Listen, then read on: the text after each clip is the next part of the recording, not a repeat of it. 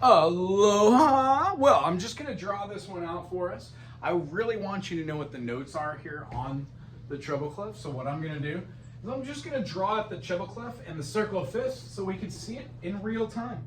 I know that sometimes what we did on the board maybe gets lost by the time we get home, so I just want to redo this for us so we can see it. How many sharps and flats are there in the key of C? There are none. So we're going to put C up top here. When we go off to the side, we're going to put our G. Our G then is going to have one sharp. That sharp is going to be F sharp. When we go around the circle in 5 notes, we find ourselves doing C has no sharps, G has 1 sharp, D has 2 sharps, A has 3, E has 4, B has 5, F sharp has 6, and then C sharp has 7, all the sharps.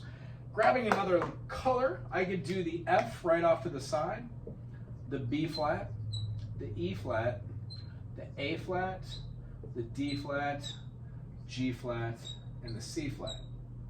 Now notice how I put little slashes here. The D flat is the C sharp, the G flat is the F, and the C flat is the B.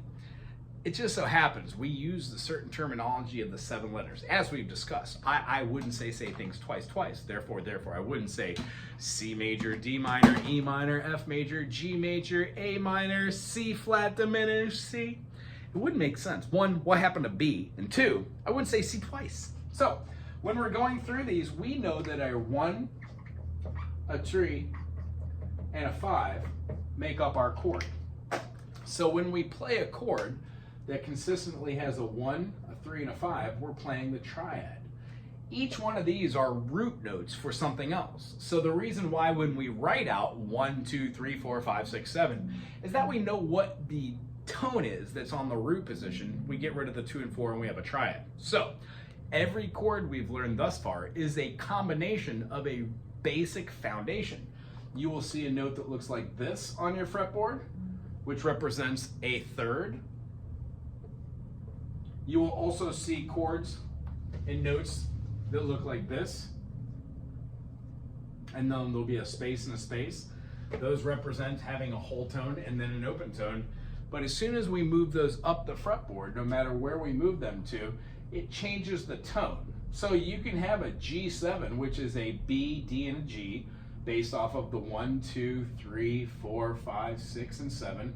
When we lay it all out in the key of G, we'd be looking for that F sharp as our 7th tone. G, A, B, C, D, E, and F sharp. This is our G, B, D, but this tone is not an F natural. It's an F sharp, it's an F natural. Here's our F sharp for a G major 7. Here's our F natural. We would have moved our G note to an F sharp to an F. We still have a G below, therefore we have a G, B, and a D. That's a G major. And then when we get the F, we have a 4th note. That's what makes the G7 a G7. Now our G7 sounds like our F sharp diminished sounds like our D7, but that's just because they're very, very similar. What I want you to know about this today is when we switch keys, we just use the same root stock to move. Next week, we're going to be exploring the key of F major and the chord in the key of B major. So be ready for it, okay? On both the chords. Now, I know that we're going to have different levels for both of this, but we should be able to spell out B, C sharp, D sharp, E, F sharp, G sharp, and then A sharp as the key signature of B major. And then when we're relating that to the key of B flat major, we would move all these down. That's how we're going to start seeing most of these. And the last thing that I wanted to leave us with here today on our video is when we could do one chord and go down a half step, we're just shifting our positions over on the fretboard. That's what our real big takeaway is for next week. It was very good seeing both you boys today. We'll see you next week. Hello.